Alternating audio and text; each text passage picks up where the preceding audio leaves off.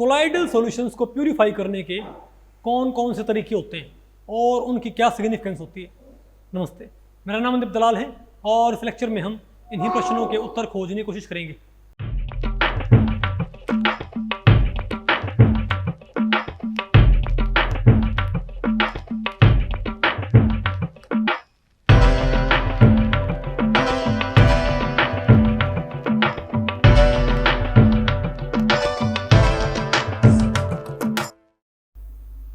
तो भाई अब बताओ हम क्या पढ़ते हैं, प्यूरिफिकेशन ऑफ कोलाइडल सॉल्यूशन। अब बताओ भाई इनको कैसे प्यूरिफाई करते हैं। बताओ भाई एक पहले भाई इस टॉपिक को हमने 4 सेक्शंस में डिवाइड किया है। पहले बताओ क्या होता है डायलिसिस, फिर बताओ क्या होता है हमारे पास इलेक्ट्रोडायलिसिस, फिर क्या है अल्ट्रा फिल्ट्रेशन, फिर क्या है अल्ट्रा सेंट्रीफ्यूगेशन। तो बताओ पहले हमारे पास क्या होता है। बताओ भाई बताओ डायलिसिस।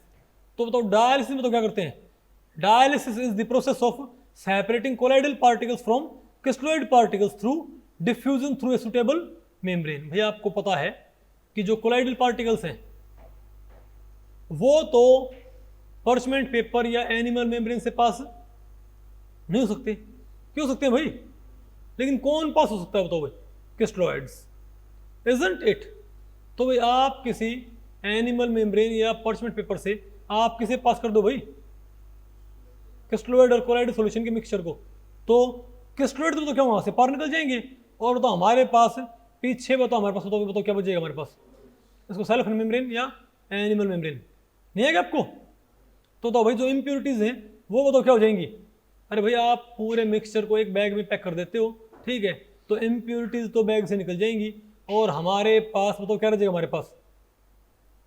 अरे बोलो भाई कोलाइडल सॉल्यूशन। ध्यान रखियो जो HCl है फेरिक हाइड्रोक्साइड सॉल्यूशन से, उसका डायलिसिस आप ऐसे कर सकते हो भाई।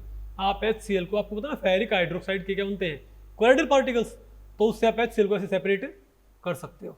अब बताओ हमारे पास क्या बताओ भाई इलेक्ट्रोडायलिसिस। क्या भाई यूजुअली डायलिसिस क्या होता है बताओ भाई, स्लो होता है।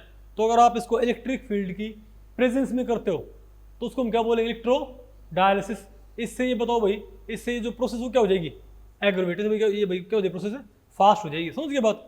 और ध्यान रखियो भाई जो आर्टिफिशियल किडनी होती है क्या भाई, ब्लड को प्यूरिफाई करने जिन पेशेंट्स की, आपको पता होना चाहिए जिन पेशेंट्स की किडनी फेल हो जाती हैं, बोलो भाई उनमें ब्लड अरे भाई उनमें ब्लड को प्यूरिफाई करने के लिए तो क्या यूज़ करते हैं आर्टिफिशियल किडनी मशीन। भाई वो किसके ऊपर काम करती है, तो वो किस प्रिंसिपल के ऊपर ही काम करती है, डायलिसिस के ऊपर ही काम करती है। तो अगर अपने भाई ये सारा आपने पढ़ रखा है 11th 12th में भाई, ठीक है। अच्छी बात ये है कि जो आप ये पढ़ते हो ये वैसा ही क्या होता है 11वीं 12वीं जो है ना आपका, अब वही आपका MSc में, वही आपका क्या है BSc में।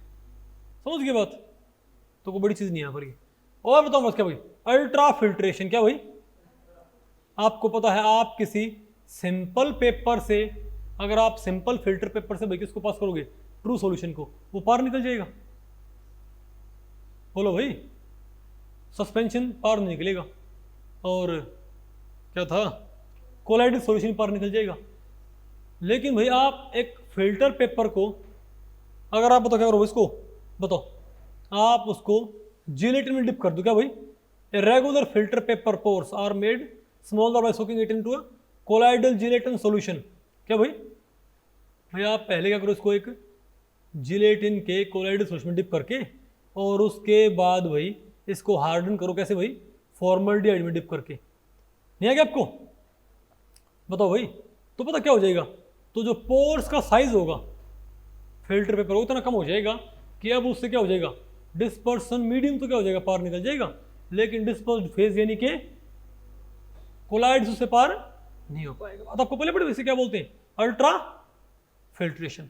और एक बताओ हमारे पास क्या होता है सेंट्रीफ्यूगेशन। क्या भाई इसको भाई आप सेंट्रीफ्यूगेशन या सेंट्रीफ्यूजेशन बोलते हो। बताओ ना आपको भाई, आपको पता है कोलाइडल जो ग्रेविटी है वो भाई पार्टिकल्स को सेटल डाउन नहीं कर सकते। किन के अंदर भाई आपको पता है जो ग्रेविटी है वो कोलाइडल पार्टिकल्स को सेटल डाउन नहीं करती ना। कोलाइडल पार्टिकल हवा में उड़ते, सॉरी हम कह रहे हैं उड़ते रहेंगे ना भाई। और ध्यान रखिए हम ये कौन सी काइंड पढ़ रहे हैं, हमें सारी कौन देखो भाई आपने देखा कोलाइडल सॉल्यूशन तो कई टाइप के थे, है ना भाई। कोलाइडल सॉल्यूशन क्या थे हमारे पास, कई टाइप के थे ना। 8-9 टाइप के थे भाई, लेकिन हमने मेनली हमने एक ही पढ़ना होता है, सॉलिड इन लिक्विड। थोड़ा बहुत हमें कौन पढ़ना पड़ जाता है, बताओ लिक्विड इन लिक्विड। अरे भाई होते हैं एक इमल्शन और एक जेल्स, इजंट इट, और ये क्या है, सोल्स। तो आपने इमल्शन और जेल्स वही थोड़ा पढ़ लेंगे, लास्ट में पढ़ लेंगे। आपने मेनली क्या पढ़ने होते हैं, सोल्स, इनके सॉलिड इन लिक्विड। तो बताओ, आप बताओ भाई, तो अल्ट्रा सेंट्रीफ्यूगेशन क्या होता है आपको पता है, कोलाइडल पार्टिकल्स आसानी से अपने आप वहाँ पर बैठते नहीं ना भाई, ग्रेविटी की वजह से सेटल डाउन होते। अगर सेटल डाउन होते तो उसमें बहुत ज़्यादा टाइम लगेगा भाई, वो बहुत क्या स्लो प्रोसेस है, वो आप यही बोल सकते हो कि वो सेटल डाउन नहीं होती। लेकिन अगर मान लिया आप उसको भाई आप उसको बहुत स्पीड से घुमाते हो कोलाइडल सॉल्यूशन को, पता हो ना, एक ट्यूब में आप क्या भर के भाई कोलाइडल सॉल्यूशन, और एक मशीन होती है भाई जिसमें जो बहुत स्पीड से उस ट्यूब को ऐसे घुमाएगी, तो उससे तो फिर क्या हो जाएगा, बोलो भाई, उसके ऊपर उन पार्टिकल्स के ऊपर ग्रेविटी का इफेक्ट बढ़ जाएगा, और उससे तो फिर क्या हो जाएगा, वो पार्टिकल्स सेटल डाउन हो जाएंगे। पता हो ना आपको इसे क्या बोलते हैं, सेंट्रीफ्यूगेशन। मेरे ख्याल से भाई आप एमएससी में सेंट्रीफ्यूगेशन मशीन है ना आप आपके पास, प्रैक्टिकल नहीं किया क्या? अरे इनऑर्गेनिक में एक मशीन है सेंट्रीफ्यूगेशन, लैब में रखी होती है। ओके, बोलो भाई, यानी 15,000 और खैर इनमें इतना नहीं होता भाई, ये सिर्फ ये सिंपली क्या है भाई, यहाँ पर तो आप क्या करते हो, ये तो सिर्फ सेंट्रीफ्यूगेशन, अल्ट्रा सेंट्रीफ्यूगेशन तो क्या होगा, तो कोलाइडल पार्टिकल्स को आप कैसे इकट्ठा कर सकते हो, तो इनको आप कैसे क्या बोलते हो भाई, सेपरेट कर सकते हो, तो अल्ट्रा सेंट्रीफ्यूगेशन। इनके 15,000 रिवोल्यूशन, अरे भाई बताओ 15,000 रिवोल्यूशन पर मिनट। ओके, तो उससे तो फिर क्या हो जाएगा, पार्टिकल्स, कोलाइडल पार्टिकल्स इकट्ठे होकर सेपरेट हो जाएंगे। बात आपको पहले पड़ी? अरे बोलो भाई, कोलाइडल पार्टिकल्स डिस्पर्स्ड मीडियम से क्या हो जाएंगे, अलग हो जाएंगे भाई, ठीक है। ओके, तो भाई इस लेक्चर में इतना ही। अगर इस लेक्चर के बारे में आपके कुछ प्रश्न या सुझाव हैं तो आप मुझे नीचे कमेंट सेक्शन में पूछ सकते हैं, मैं उनके उत्तर देने की पूरी कोशिश करूँगा। तो भी ठीक है, मिलते हैं अगले लेक्चर में, तब तक के लिए नमस्ते।